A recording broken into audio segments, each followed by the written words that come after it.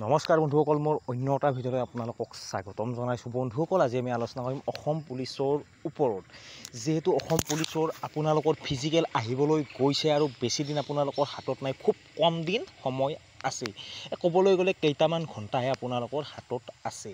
আপোনালোকক এটা ভাল খবৰ দিবলৈ চেষ্টা কৰিম। আপোনালোকৰ সকলোৱে এইবাৰ চাকৰিটো পাব পাৰে। কেনেকৈ পাব পাৰে গোটেইখিনি তথ্যই এই ভিডিঅ'টোৰ মাধ্যমেৰে আপোনালোকক জনাবলৈ চেষ্টা কৰিম। Most important video'. যদি মোৰ চেনেলটোত প্ৰথমবাৰ কাৰণে ভিজিট কৰিছে তেতিয়াহ'লে মোৰ চেনেলটো ছাবস্ক্ৰাইব কৰক আৰু কাষত থকা বেল আইকনটো প্ৰেছ কৰক। চাওক বন্ধুসকল, আপোনালোকে গমে পাইছে 3 অক্টোবৰ তাৰিখৰ পৰা আপোনালোকৰ ফিজিকেল আৰম্ভ হ'বলৈ গৈ আছে অসম পুলিচত বিভিন্ন পদৰ কাৰণে। এতিয়া আপোনালোকৰ বাবে কিছুমান খবৰ আছে। খবৰবিলাক এনেকুৱা, যিহেতু আপোনালোকে অলৰেডি গম পাইছে, আপোনালোকে এবাৰ ফিজিকেল দিলে হৈ যাব। আপোনালোকৰ কনষ্টেবল লেভেলৰ যিমানখিনি পদ আছে গোটেইখিনিৰ কাৰণে এবাৰে ফিজিকেল দিলে হৈ যাব। ইয়াত আপোনালোকৰ বাবে ভাল এটাই কথা যে যদি আপোনালোকে ভালদৰে প্ৰিপাৰেশ্যন চলাইছিল তেতিয়াহ'লে আপোনালোকৰ বাবে খুব ভাল খবৰ, আপোনালোকে ভাল মাৰ্ক আনিব পাৰিব নিশ্চয়। যদি আপোনালোকে ভালদৰে প্ৰিপাৰেশ্যন চলোৱা নাই তেতিয়াহ'লে এবাৰ ফিজিকেল দিলে গোটেইখিনি পষ্টৰ কাৰণে আপোনালোকে ফেইল কৰিব। যদি আপোনালোকে পাছ কৰিব নোৱাৰে, ফেইল কৰিব গোটেইখিনি পদৰ কাৰণে, আৰু যদি পাছ কৰে গোটেইখিনি পদৰ কাৰণে পাছ কৰিব। এইটো আপোনালোকৰ বাবে ভাল খবৰ। আৰু এতিয়া আহিছোঁ আপোনালোকৰ চাকৰিটো এইবাৰ সকলোৱে পাব বুলি মই কিয় ক'লোঁ। চাওক, এইবাৰ অভাৰলেপিঙৰ প্ৰব্লেমটো নেথাকে। কাৰণ যিহেতু আগতে এটা পষ্টৰ কাৰণে বহুত ধৰি ল'লোঁ যে ময়ে ধৰি লৈছোঁ যে মই ABটো পালোঁ, UBটো পালোঁ, মই যাম এটা পষ্টত।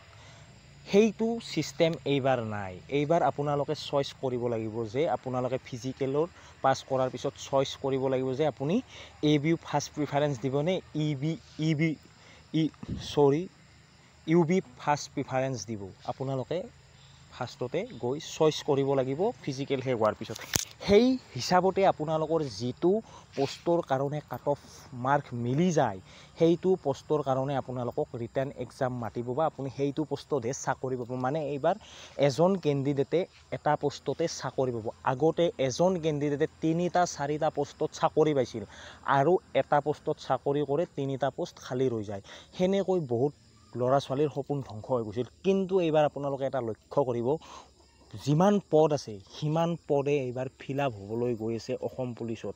আৰু কাট অফটো আগতকৈ এইবাৰ অকণমান কম যাব বুলি ভাবিছোঁ, আৰু কম যোৱাটো একেবাৰে নিশ্চিত। কাট অফ হয়তো 2 নম্বৰ বা হয়তো পইণ্টত হ'লেও এইবাৰ কাট অফ কম যোৱাৰ সম্ভাৱনা যথেষ্টখিনি আছে। কিন্তু মষ্ট ইম্পৰ্টেণ্ট কথা এইটোৱে যে ফিজিকেলটো বহুত হাৰ্ড হ'বলৈ গৈ আছে। কাৰণ ফিজিকেল এবাৰেই হ'ব, আৰু এবাৰ ফিজিকেল হ'ব হয়তো সকলোৱেই জানে। তাৰ কাৰণে উঠি পৰি লাগিছে ল'ৰা ছোৱালীসকল। যদি ফিজিকেল ভালদৰে ক্লিয়াৰ কৰিব পাৰে তেতিয়াহ'লে ৰিটাৰ্ণ এক্সাম দিবলৈ পাব আৰু চাকৰিও লাভ কৰিব পাৰিব। কাৰণ এটা পষ্টৰ কাৰণে এজন কেণ্ডিডেটহে চিলেক্ট হ'ব। এটা পষ্টৰ কাৰণে এজন কেণ্ডিডেট। আগতে এজন কেণ্ডিডেটে 3টা পষ্ট পাইছিল, 2টা পষ্ট ৰৈ যায়, এটা চাকৰি কৰে আৰু সেই 2টা পষ্ট মাৰ খাই গুচি যায়। সেনেকুৱা ছিষ্টেম এইবাৰ নাই। অভাৰলেপিং ছিষ্টেম এইবাৰ অসম পুলিচত নাই।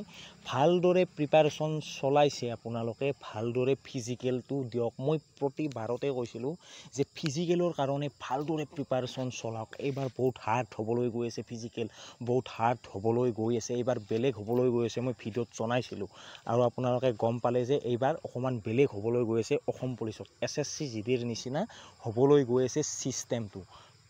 ফিজিকেলত যোনে পাছ কৰিব আপোনালোকে 80% চাকৰি লাভ কৰাটো নিশ্চিত হৈ পৰিব। কাৰণ ফিজিকেল বহুত টাফ হ'বলৈ গৈ আছে, একেবাৰে টাফ হ'ব ফিজিকেল।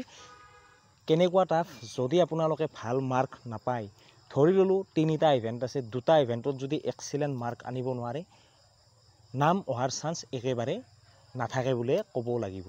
কাৰণ কম্পিটিশ্যন অসম পুলিচত যথেষ্টখিনি হয়। ভালদৰে প্ৰিপাৰেশ্যন কৰক আৰু এইবাৰ চাকৰিটো লওক। আৰু আপোনালোকে কিমান টাইমত ৰানিং, লং জাম্প কৰি আছে আৰু চিন আপ কেইটা মাৰি আছে তলত কমেণ্ট কৰক। সকলোৱে জোচ পাব, আপুনিও জোচ পাব। আজিৰ ভিডিঅ'টোত এইখিনিয়ে। আজিলৈ আহিছোঁ। জয় হিন্দ, জয় ভাৰত।